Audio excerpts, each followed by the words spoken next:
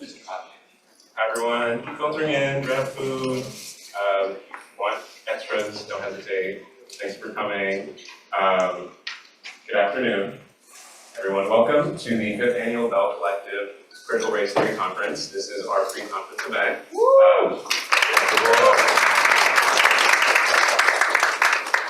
This Critical Race Theory Conference is a national convening of scholars, practitioners, students, professors, organizers, and directly impacted communities that embody, study, theorize, and shape critical race theory. And we're really proud to have this be the 5th year that we're doing this.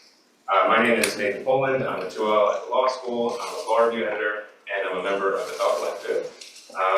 And I just want to take a moment to acknowledge the stolen and abused land that we are on. This is the land of the Pawtucket, Massachusetts people who originally lived here, and were the first in this hemisphere to encounter European colonialists and ultimately faced centuries of oppression, colonization, and forced removal. And it's important to acknowledge the state-sanctioned brutality that enabled that and that continues to this day, that is inflicting indigenous communities here and across the world. So I want to acknowledge and uplift the resistance and enduring strength of those communities. For this conversation today, we have two panelists that I'll just quickly introduce. They are current and former editors of the Harvard Law Review. We'll be discussing the journal's revocation of Rabia Igbaria's solicited piece, The Ongoing Nakba, amidst a broader chilling of Palestinian speech in legal academia. And I'll just introduce them now quickly. It's my distinct pleasure to introduce Tascha Shahriari-Parsa, a 3L at the law school and an MPT student at Kennedy School with an interest in labor. In his role as an online chair of the Harvard Law Review, he solicited and edited Ongoing Nakba. Hina Uddin is a 3L with an interest in international accountability for human rights abuses and war crimes. She formerly served as a notes editor on the Law Review until her resignation in January due to the institution's suppression of Palestinian speech. While on the Law Review, she copy-edited and fact-checked the Ongoing Nakba. Rabia Igbaria will be speaking tomorrow as part of a panel featuring him, Fatima Ahmad, Dr. Yipeng Ji, and Rita Workman tomorrow at 7 p.m. on a panel entitled The Palestine Exception, a panel on repression and resistance. If you haven't already, please register for the conference to receive more information. The slate of events for this week is absolutely phenomenal, and a lot of energy has been invested in getting the speakers that we have. So please register for the conference, get the rest of the information, and please come out to the rest of the events. It's really going to be great. All right. Before we get started, I just wanted to read a quote from Alice Walker to ground us a little bit. Whatever is currently happening to humanity is happening to all of us. No matter how hidden the cruelty, no matter how far off the streams of pain and terror, we live in one world. We are one people. For me, this brings me to the war that Israel is waging on Gaza, which prompted the solicitation of Igbaria's piece. And the quote for me demands acknowledging the over 32,000 Palestinians, 13,000 of them children, who have been killed, and the 78,000 Palestinians that have been killed.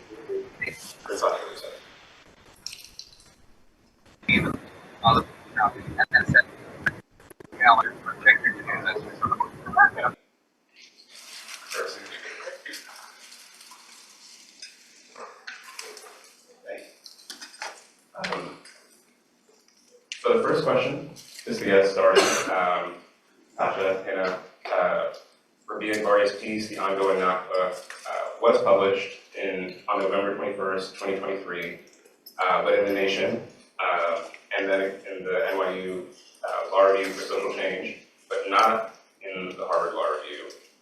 To the extent that you're able to tell us, what preceded this piece not being published in the Law Review? Yeah, so just to provide some broader context, at the time, as Nathan mentioned, I was one of the two online chairs of the Harvard Law Review. And along with my amazing co-chair, Sabrina, one of our jobs was to solicit pieces for the Harvard Law Review blog. I endeavored to solicit pieces on timely legal issues, debating live questions of legal importance, and especially from new perspectives. So after October 7th, there was no real meaningful legal dispute about Hamas's atrocities. They were clearly war crimes. But there was an ongoing and quickly evolving legal discussion about Israel's response. And at the same time, I looked on American legal blogs, and I could not find anything from a Palestinian perspective. So Sabrina and I reached out to Rabia. He is an SJD student here at Harvard. He is a human rights lawyer, in Haifa, Israel, where he grew up. And we had learned that his client had just been killed in an airstrike by the Israeli Defense Forces. So we reached out to him, and like we always do for solicited pieces, we did not tell him what argument to make. I think that's an important part of our solicitation process. We invite an author to make an argument or to write about a specific issue, but from there we leave it to them to choose what argument that they're going to make, and they have an expectation from there that unless they completely miss deadlines or refuse to fix clear errors, that their piece is going to be published. And to me, I think this is an important way that we preserve a sphere of academic freedom within the journal for our authors, where we might not publish some pieces that we get submitted to us because maybe they make us uncomfortable, maybe our own biases are such that we just look at the piece and we think maybe this isn't worth publishing, but solicited pieces give us an opportunity to be surprised a little bit and get pieces that we otherwise wouldn't publish. So I think it's a really important thing that our journal does. So Rabia sent in his draft, and his piece first analyzed what's going on in Palestine through existing legal frameworks. He argued that what's happening is genocide. He argued that what's happening is apartheid. And then he also looks at those frameworks and their limitations, and he says, when we think of genocide, we think of the Holocaust. When we think of apartheid, we think of South Africa. And we need a new framework to think about what is happening in Palestine through the eyes of Palestinians. And that's the ongoing Nakba, the continued violent dispossession of Palestinians from their land since 1948. So I first learned about the article when I was assigned it for a sub-site, and I'm so excited about this piece because I am a student of international law, and as a generalist journal, Harvard Law Review has very few opportunities to sort of work on these kinds of pieces. So I copy edited and fact-checked the piece and turned it in. And only after that did I learn that publication was first delayed and then eventually revoked because the former president at the time described a few issues, like the publication date of this article coming out the day after our Supreme Court issue, which was about to be published. And because publishing within the time frame we already had would not allow for additional mitigation factors for the law review to take on. This didn't really make sense to a lot of people. We don't usually delay pieces like this. This didn't really fall in line with our regular publishing process, and some people were really upset. And so 33 editors requested the president to call a special meeting. Can you guys hear me? Yeah. Oh, the Zoom. Okay. Hopefully it's not too loud. So 33 editors requested that the president call a special meeting, an Article 4 meeting, to address the revocation. And originally, the former president initially refused, or as she put it, hesitated to call the meeting because such a meeting would put a strain on editors who had already expressed concerns about the community and their identities being marginalized. But eventually, we were able to have the Article 4 meeting. Without going, into too much detail about what happened at that meeting, some of you might have heard it was 7 hours long. So we sat in a room for 7 hours and talked about this piece and our community.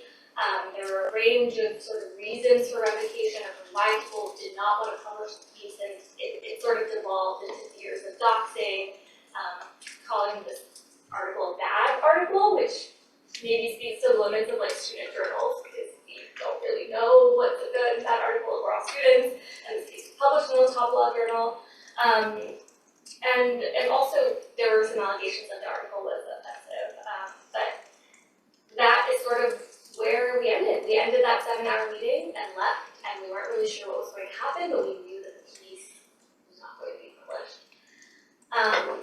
I guess to say a little bit about what happened after, sort of nothing happened after. There was this feeling of wanting to move on from like the harm that we had done to our community, move on to, I guess just forgetting about it, and that didn't really sit well with me.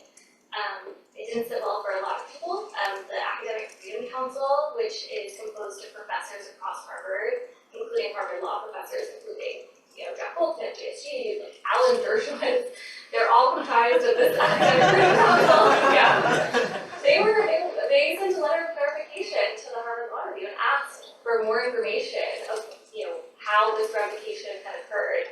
I'm not saying these professors had a feeling one way or the other about how it was published, but there were certainly issues to unpack. I guess another thing that I'll add is that in December and January, I, along with the only other Muslim editor in my volume, Hina, received threats that someone was attempting to set up a page for us on the Canary Mission. This was really surprising to me. If you don't know what the Canary Mission is, it's basically a Zionist website that sets up pages for people calling it anti-Semitic. And I published a piece in the Crimson, talking about Harvard Law Review's Palestine section, so my name was public. But Imam's name was not public, and so really concerning that these threats were occurring to the 2 Muslim editors in one volume. I'm not really sure where they came from, but considering none of our information was out in the open, I mean, you can make that conclusion for yourself. And so I think all of these things coming together leave us with a few conclusions. One is you can kind of just look at this piece and say, okay, well, I didn't like this piece, so maybe 100 editors didn't like this piece and that's why they didn't want to publish it.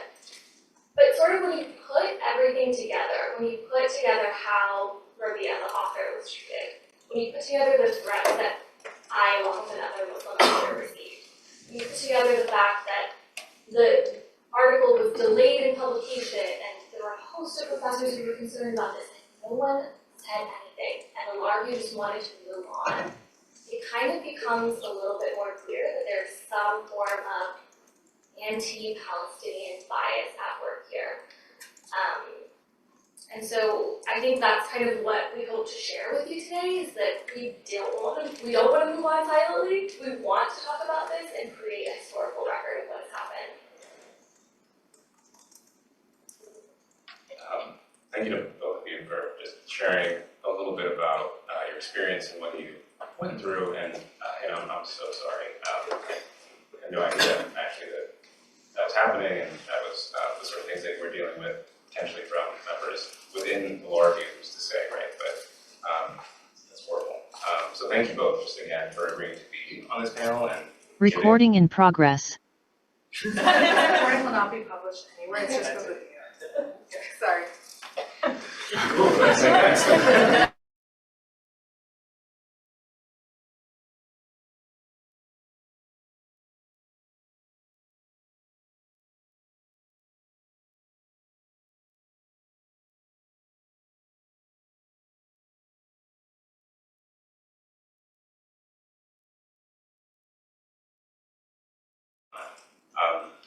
The next question, which feel free to keep sort of adding details to what happened with the revocation and just how that piece was handled. But in general, there does seem to be a significant trend towards repressing or silencing or suppressing Palestinian speech, pro-Palestinian speech, both on college campuses and sort of in the broader context in the media or in academia writ large. And to me, it seems like the problem has worsened with what happened post-October 7th, even just with what happened with our law review. So I'm just really curious, from your perspective, what does this case study with law review have to teach us, and why is it important to look at it so closely and create this record? Thank you for that question. It's a really good question because I think it gives us an opportunity to step back a little bit. It's important to talk about the suppression of Palestinian speech in the United States, but it feels so challenging to talk about that right now when the only thing on my mind and so many of our minds is the violence that we're seeing in Gaza. It's hard to talk about what's happening on our campus when that's sort of the reality. But it's still important because I think there was a moral door that was open. There was, even on this campus, there were huge filled out rooms that were talking about, I think every year there's a trip to Palestine, and so there were rooms and meal schemes filled with people who wanted to talk about visiting Palestine, and there was just a moral door that was open. And I think you're right, that door sort of closed. And so what I think I want to offer is that this is an example, what happened at the law review is an example of what can happen in any institution that can close the moral door. So from my view, there are sort of 3 layers of why this piece wasn't published. And I think they work together, which is why they're layers, not buckets. The first is there's a lack of knowledge about the law. So there were assertions that Rabia's piece, this piece is not a legal piece, which doesn't make sense because the question of genocide in Gaza is being heard at the International Court of Justice. But, we can't know about every aspect of the law in student journals, so maybe it makes sense that people didn't completely understand, but there is a level of ignorance, I think, that plays into this. And I see like my international law friends nodding because it's aggravating. I think the second is the fact that we didn't publish the piece was hidden by this desire to protect the HLR community. And there was this feeling that if we published this piece, HLR wouldn't be a safe place for people to hang out and work together, and that, this wouldn't be a good community for all anymore. And this is a really confusing assertion to me because the piece itself was talking about violence. It was talking about real violence that's occurring to real people. And I don't know how describing, statements from the Israeli Prime Minister stating those things, I don't know how that makes someone else at risk. In fact, I think suppressing this piece is a violent act of suppressing Palestinian existence. And I don't think that we really got to that place on the law review. And then the last thing, and this was the hardest thing, that you might all face when you're facing similar things, and that I think we certainly faced, was this desire to protect oneself. There was a desire to, protect one's jobs, hardships, futures. That is so hard to talk about at Harvard Law School on the Harvard Law Review. Like, it doesn't get better than that. Let's just be real. And I can say that because I love the Harvard Law Review. Like, it doesn't get better than that. You are in such a place of privilege. And you're going to say that I am keeping my future. I'm not going to risk anything with my future when you've gotten to a place that people would love to be. And so that concern was really, really hurtful because it came from allies. It came from people who I thought were allies. It came from people who we had so many conversations outside of this context about Palestine, about equity, about justice. And then suddenly it came to ourselves and we weren't able to make the right decision. I do think this was a learning experience for a lot of people on the law review. I hope it was, but I think it's also a sign that progressiveness is not all-encompassing. I think the last thing I'll just say is that this is like such an example of like how an institution is built to protect itself. There were so many stopgaps for publishing this piece. There's like this threat of the board of trustees, which is made up of real professors and the dean and like all these really powerful people who I imagine sit in like a dark room somewhere, like controlling. Like, who are they? What do they do? But that's something that went into the calculus of, do we publish this piece or not? What Tascha faced was like, how we solicit pieces, what kinds of pieces, where do they go? I think all of these institutional barriers exist so that we don't say something that is accidentally really important. Yeah, and I think, just to, put this all in the broader context that we all know, but, universities have been banning pro-Palestinian student groups and canceling talks about Palestine. Actresses, comedians, adult film stars even have been losing their jobs because of criticizing Israel. And here at Harvard, we've seen the university apply its own policies in a completely discriminatory way towards pro-Palestinian groups, or even just make up policies that they didn't even have before. And at the same time, right, we've seen attacks on CRT in schools. We've seen states banning teaching gender education or teaching about sexual orientation. We've seen cities banishing books on these topics from their local libraries. But I think what makes the repression of pro-Palestinian speech a little bit different from those explicit conservative attacks on CRT, for example, is, as Hina said, the complicity of progressives. Here on the law review, I think what stunned me was the fact that we were a group of I think pretty smart, mostly left-leaning students, and somehow, even though to me this was a clear act of censorship, I just saw everyone, or a majority of people, going along with this decision. So I think trying to think about why that happened and why this has been a different issue for progressives is an important question. Do I need to use the mic, Joey, or?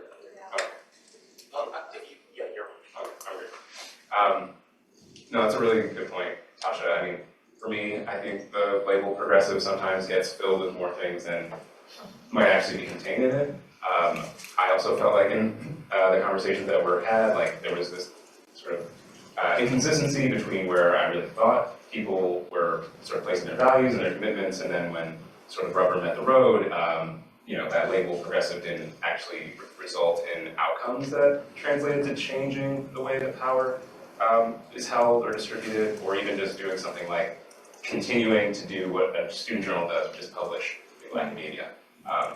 And I guess for me, I think a little bit of the Frederick Douglass quote that talks about the need for progressives to agitate and to be active. I think it's something like, if there is no struggle, there is no progress, which I think is maybe what is oftentimes lost, is that progressivism, being progressive, requires struggle. It does require tension. It requires doing things that are uncomfortable and at times maybe seen as unpopular, right? But that's sort of part of it. Question that's on my mind is, at the end of the day, Rabia's piece was published in The Nation, was published in a top-flight legal journal, another student-run journal at NYU, and it was a timely piece. I think it was speaking to a moment and, of course, an experience that I don't really know anybody else who could speak more clearly to as a student of the law, as a lawyer in Palestine. It seemed like a really important perspective to have. And so the question that's sort of left on my mind is, where does the blame lay for this piece not being published in law review? And what are the inflection points that cause that to happen, that we should be mindful of either in the future or, like Hina said, in other institutions that we might be a part of? Yeah, so I think that's a great question, and it's something I've been thinking a lot about over these last few months. And I have three general theories which are not mutually exclusive from each other. One theory, I think, is that what happened shows a problem that progressives have lost the ability to mobilize around academic freedom. I think about when I was in college, I went to Pomona College, and we had Heather McDonald, a pro-police author, come speak. And to summarize her argument in one sentence, it was something like taking away funding from police departments would actually endanger Black lives. And a lot of my friends, my classmates, shut down this event. They barricaded the walls, blocked the doors, and she wasn't able to speak. And then the president of Pomona College, President Oxtoby, he put out a statement. He said, "Oh, this is really bad. We really value the pursuit of truth and engaging with different ideas." And then in response, my classmates put out a statement where they said, basically, well, if this was a genuine debate, if this was a real idea, sure, but basically Heather McDonald was arguing that as Black people, we don't have the right to exist. And I've been thinking about that because I think in a lot of ways that's similar to the argument that has been wielded against pro-Palestinian voices today. When people criticize Israel, people make the same argument, that those arguments deny Israel the right to exist, or deny even Jewish people the right to exist. And it makes me wonder about what that means for our ability to organize around academic freedom. And I think one consequence of silencing disagreement is that the arguments that we use might come back to bite us. But I think another consequence is that of silencing speech is that it hinders the very pursuit of truth and progress that I think being a progressive is actually all about. So, I think we can debate this. I'd be open. I'd love to hear pushback in Q&A. But that's one theory about what went wrong. A second theory is Harvard. If we think about the context here, right? Like, this was a time when, we had a billboard truck parked outside of the Harvard Law Review building, with the face of one of our editors on there accusing him of being an anti-Semite. There was pressure from, billionaires like Bill Ackman on Twitter. As a civil rights complaint alleges, Harvard wasn't doing anything or doing enough to protect students from these threats and intimidation. So I think the fact that fear was even present within our deliberations is a big sign that Harvard failed in its role to protect students. At the same time, I also think that just as Harvard can't abdicate its responsibility to protect academic freedom because of pressure from billionaires like Bill Ackman, we as students also can't abdicate our responsibility. And so that leads me to the third and final theory, which is that this whole episode evinces a broader problem with student-run law journals, that we exist to promote our own power and prestige rather than the public good. I think this is a long-standing debate about student-run law journals. It's a really weird thing that, unlike other academic journals, we don't really have peer review. We're run by students. And the Harvard Law Review actually doesn't do this, but most journals have these hyper-expedited processes where it's really impossible to properly evaluate what you're getting submitted to you.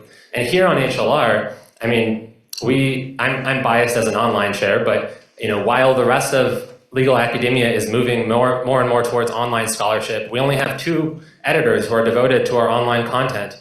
And instead, and I did this myself as a 2L, but we spend tons of time writing these recent things, these formulaic legal critiques that we all know nobody out there is going to read, but they make for premium writing samples. I think there's 2 takeaways here for me. One is that maybe it would be a good thing to invite some more faculty oversight on student-run law journals, not to do all the work or to run the show, but just to push us a little bit in the right direction. And especially because I think, unlike us, faculty's incentives are a little different. They don't have the same career pressures about getting a clerkship or getting that law firm job offer because of tenure protection. They're a little bit better placed to deal with these kinds of issues when they arise, I think. And then secondly, and more importantly, I think, if you're a student on a law journal or you're going to be in the future, I think you need to make sure your journal gets together and actually talks about what your values are as a journal and then commits to them. In my almost 2 years here on the Harvard Law Review, we haven't once done that. We haven't once gotten together and actually asked, what is the point of being here on HLR? What is the point of the work that we do? And I think that's a mistake. Again, this is a long, decades-old debate about student-run law journals. I'm not proposing any, huge radical change in how they're run, but I think these 2 things, inviting some faculty oversight and being really clear about our values, could make a big difference.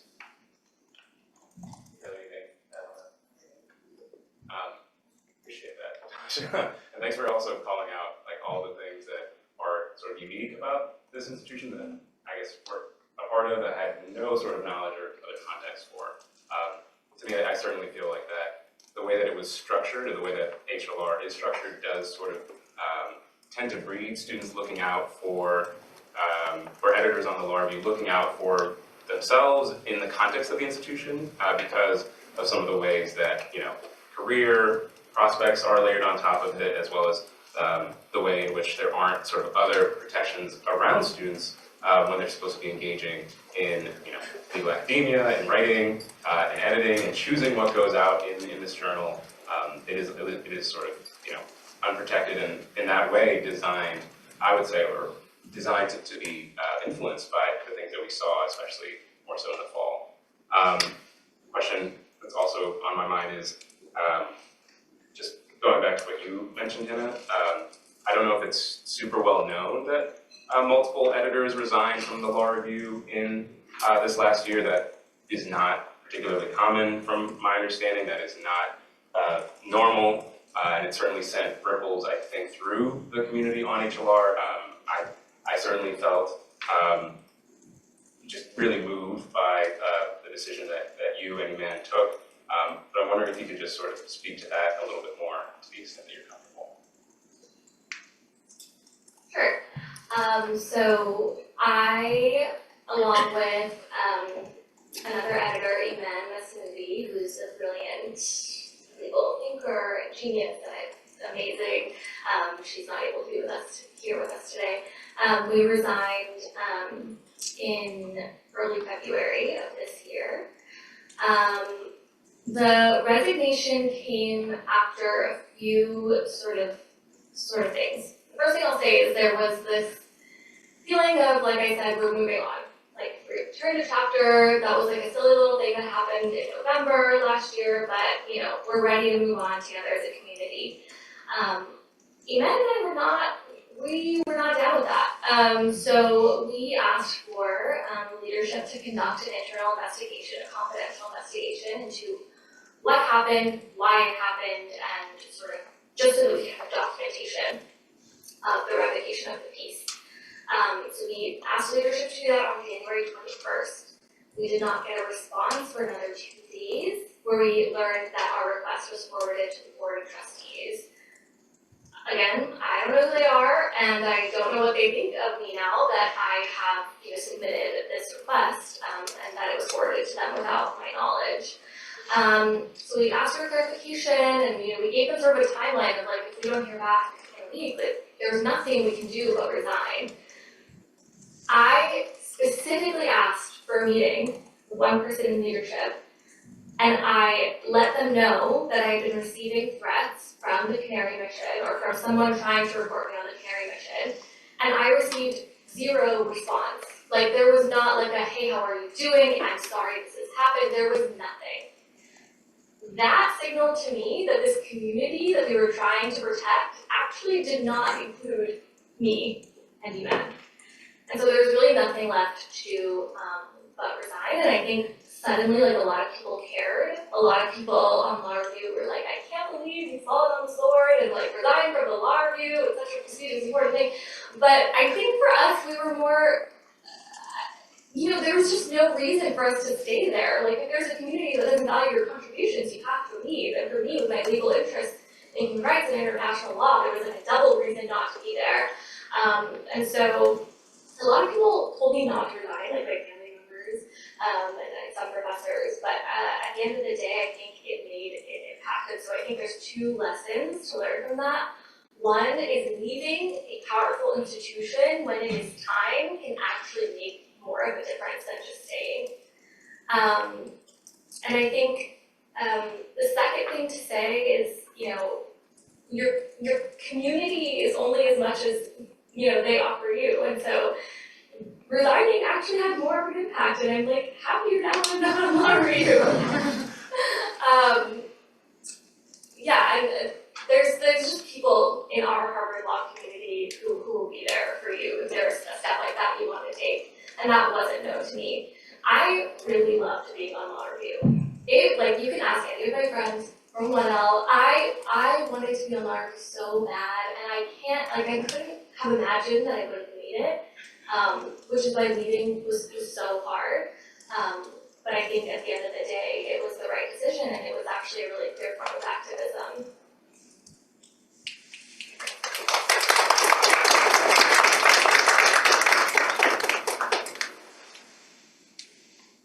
Thank you for sharing, and I think there is just a lot to be learned from you and what you've modeled. I also feel like I struggle with that of staying in in institutions, not just like Harvard Law Review, but Harvard potentially as a whole, where it's not always clear that, there's community that is actually valuing your contributions and when it is the right time to go. I don't know if there's like one answer, but I think there is a lot of wisdom to be gained from what you have modeled for us, Hina, so thank you.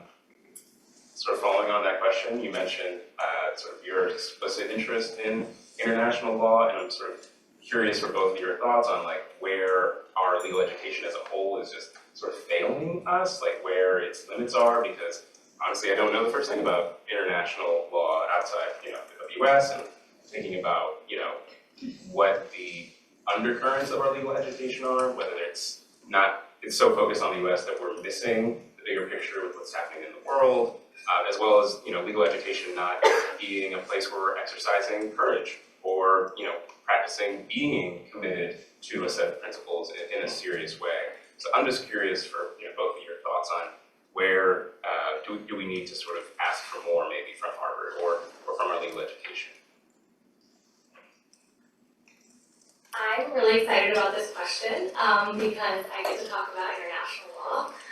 And I think one of the failures of, the reason that we didn't publish this piece, like I said, was sort of a bit of ignorance, but also like a bit of lack of understanding of, genocide as a concept. And that stems from genocide being a product of the imperial international system. And what I mean by that is there is a host of international legal scholars that will tell you that some of these international legal instruments we have are so difficult to fit into the global south because they have been created by the global north. And so when people tell you intent is so hard to prove, like the intent is so high in genocide, one, I say it's very, very clear in this instance. It's so clear that it's shocking, like when comparing it to other genocides. But the other thing I'll say is like the legal education that we receive will not tell you that. The legal education we receive will not tell you that, the tools we have in international law are created by our colonial past. And so that's something that I'm really eager to continue to explore in international legal education. And I'm really inspired by some of the moves that we've had in the last year, particularly with South Africa, bringing the case at the ICJ regarding genocide. I mean, it's huge that it is South Africa, a global South state, a pre-apartheid state, that was able to bring this case. And we looked at Nicaragua, that's also had a contribution at the ICJ recently with Gaza as well. And so, sort of that's, I think, where we can glean where we want to go. That's kind of where I glean sort of the ability to understand how our legal framework is changing and where I need to continue to learn to change my understanding of it with that. Yeah, I won't add too much, but I'll just say when I went to college, I studied history, and we were always talking about colonialism, imperialism, power, all these different frameworks, class. And then I come to law school, and I don't hear these words ever, basically. And that was surprising to me because I think these frameworks are important for actually understanding the way that our world works. In thinking about what's going on in Palestine, sometimes for me it just comes down to like one simple fact, which is if Hamas was, hiding in an Israeli hospital or among Israeli civilians, would Israel be bombing them? I don't think so. And same, it's not just specific to Israel. Same with, the U.S. If we're bombing people in the Middle East, is the U.S. government, would they do the same thing if it was here? And then even within the U.S., right? The U.S. will treat some of its people completely differently from others. And I think if you think about that and keep extending it, you think about immigration law. The whole premise of immigration law is that some people are, more equal than others. And these things are lost when we, I think, in our legal education, when we talk about how the law is structured and who the law serves. We assume we start from the premise that we're all equal under the law, but that doesn't seem to me to be true at all. I just, on the note of courage, something I think about a lot is, my family, they came as refugees from Iran, and my grandfather was imprisoned as a political prisoner during both the Shah and then again under the Islamic Republic for his political views. He was a high school math teacher, and he was also a political activist. And he kept, searching for the truth, kept saying what he thought was right, even as his life was in danger. The last time that he was imprisoned, he was released from prison just before a mass execution of political prisoners in Iran, which he, basically barely managed to escape. But none of that ever stopped him. And I always think to myself, if he kept fighting for the truth amidst his life being literally in danger and seeing many of his friends be killed before him, what excuse do I have?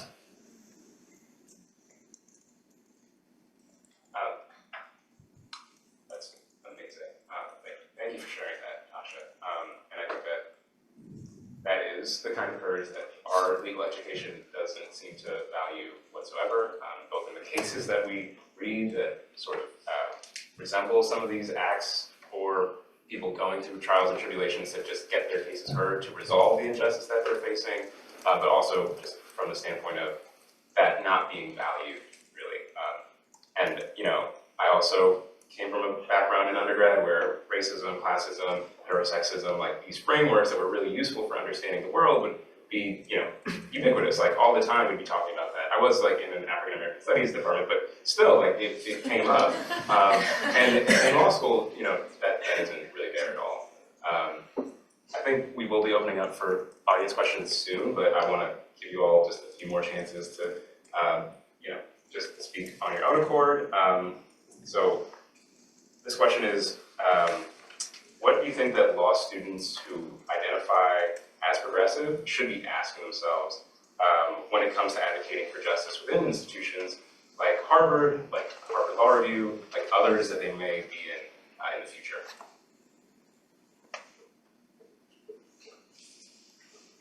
I'll go quickly because I just have, I think, one thing that I've been continuing to tell myself that has come up with this incident. I think the question we should all be asking ourselves is, am I making space? And it's really hard to make space for people who you don't relate to, who you wouldn't think of. And it takes practice. And so what I learned through this is it's hard for some people to make space for Palestine. And it takes practice to take those ideas and to sit back and to listen and to let others come to the podium and speak. And so that's just something that I will be continually asking myself moving forward is, am I making space for others?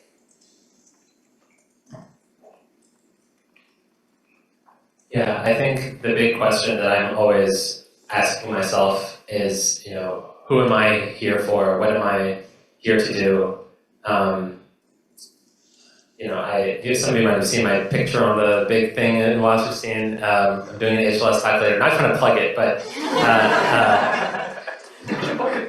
okay, I'm plugging it. I guess. No, I'm just kidding. Don't come. I don't want too many people. But what I'm going to be telling is a story of when I worked at, this basically one of the worst places to work down by LAX airport. And I always think back to my experience there of what those workers around me were going through and how they were there for year after year after year, making minimum wage, being subjected to horrific conditions, and still within that situation being willing to fight to make things better for themselves and for future generations. So I always think back to that, and that's what I imagine when I think, who am I here for? Who am I here to serve? And I think it's an important question for us all to always continue asking ourselves and each other to stay grounded. And then I would just end with, I think another question is, we can ask, does my institution perpetuate the status quo? Or does whether it perpetuates the status quo or is pursuing justice depend on what I do and my peers do? Because I think at the end of the day, we forget that we are Harvard Law School. This is our institution, and we have the power to make Harvard Law School what we want it to be.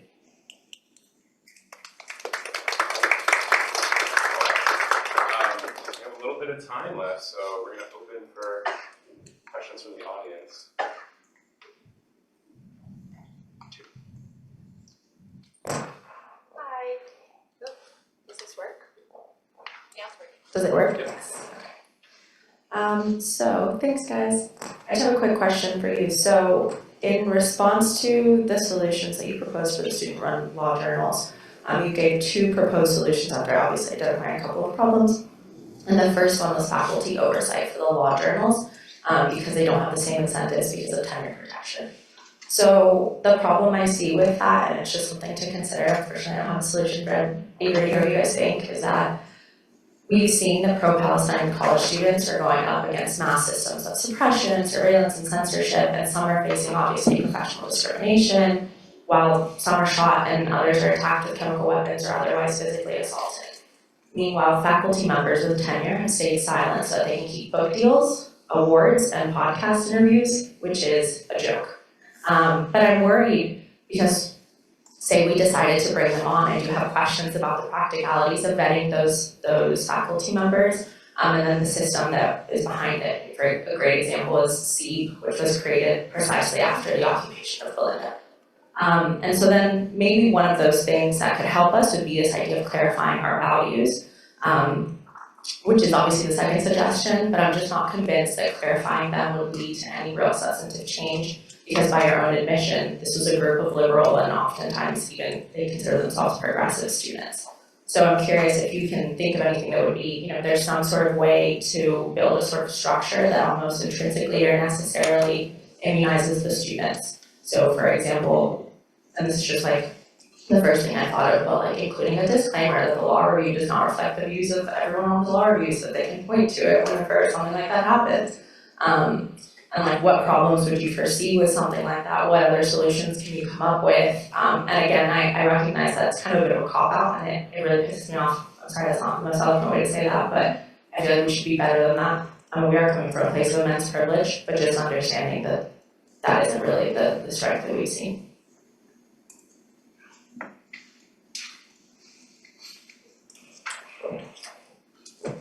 Oh, these are such great points. I will just start by saying we actually, there were a lot of different proposals on the table to mitigate, putting this piece out there and problems people had with it. One of them was putting out actually exactly the kind of disclaimer you proposed, and people still shut that down. And I think there is an implicit disclaimer whenever we do publish stuff. Like everyone knows, this has never come up for any other piece where we publish something that's controversial and anyone thinks that they're going to be associated with that view. We publish all sorts of things all the time. Everyone knows that's our job as a journal to publish different things and they don't reflect the view of each editor.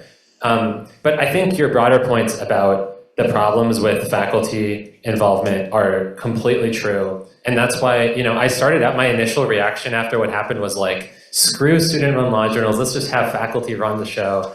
And actually I was talking with Rabia and he was like, if it was faculty running the show, they wouldn't have even solicited this piece in the first place.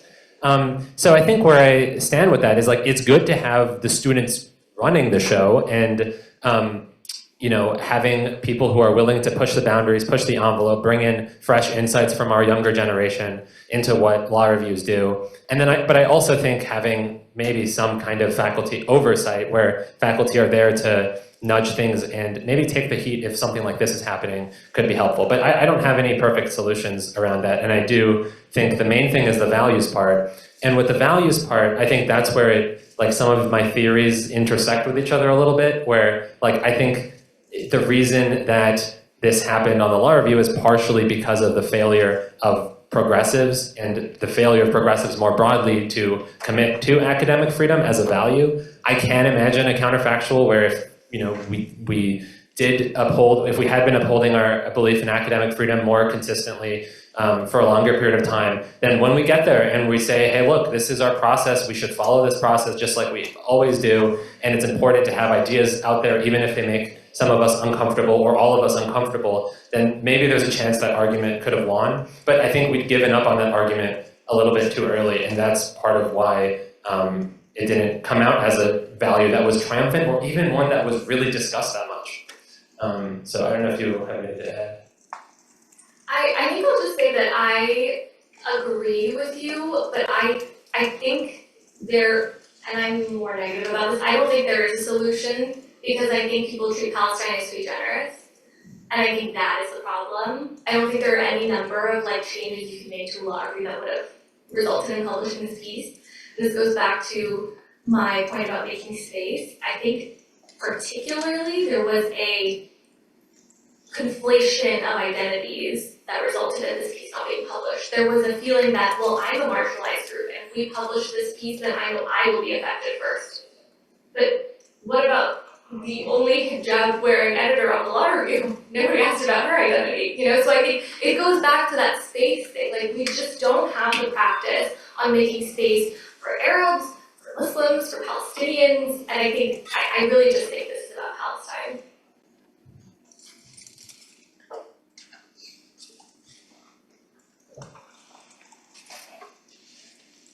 Thank you both so much for a really great panel. I know that I am not in the habit of reading the Harvard Law Review, but I did.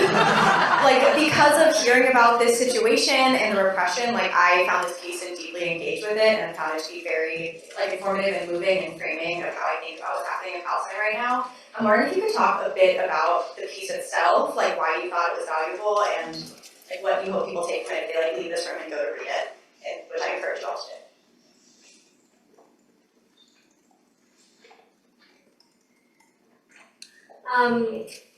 Rabia's piece is really such an important contribution, I think, to academia, to legal literature, because it paints what is happening in Palestine as, one, that the entire reason that we, haven't said anything about what's happening in Palestine is because the law waits until atrocities occur to speak.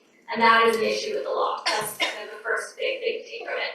And the second reason why I think it's so important is because it describes a new international crime of the ongoing Nakba, the Nakba itself. So, as many of you know, the Nakba was the violent displacement of Palestinians from their homeland, and that Rabia argues that it continues to this day, and that genocide itself, while it is occurring in Gaza, is not enough to describe what has happened to the Palestinian people. And I think the idea of coming up with a new framework for understanding what is happening in Palestine and the opportunity that the law review would have had to publish it would have been just huge. So I really do encourage you all to read it. I think it would have been the best thing that we had published. Yeah, I totally echo all of that. And I'll just say the kind of meta point of the piece for me, which is that exploring this tension between abstractions and specific historical situations is something I now think about all the time after reading this piece. All of our legal concepts are often based on something specific that happened, and when we think of that legal context, we think about genocide, we specifically think about the Holocaust, or we think about apartheid, we specifically think about South Africa. And then we're reasoning by analogy to those things. I mean, that's just how our whole legal system works when we're reasoning by precedent. And I think the way that he explores the need to use that as a tool, but then also the limitation of that and how in each context we need to dig really deep to figure out what's actually going on, I think is really valuable. But yeah, just the irony too of the fact that his piece is literally about the fact that, legal academia remains silent until genocide's already over, and what we did on the law review, he basically made our point for us. I think that is all the time that we have, but I just want to again thank Hina, thank Tascha, and give a round of applause for our panelists.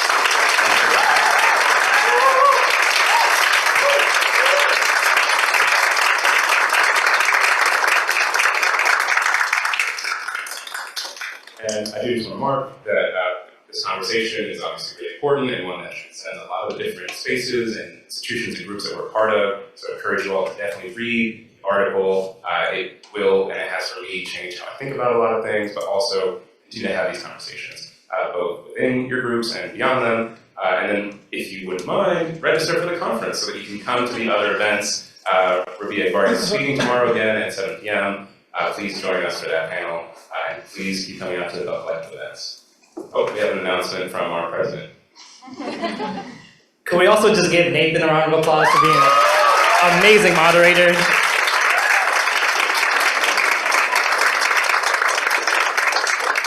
Thank you, and please take food.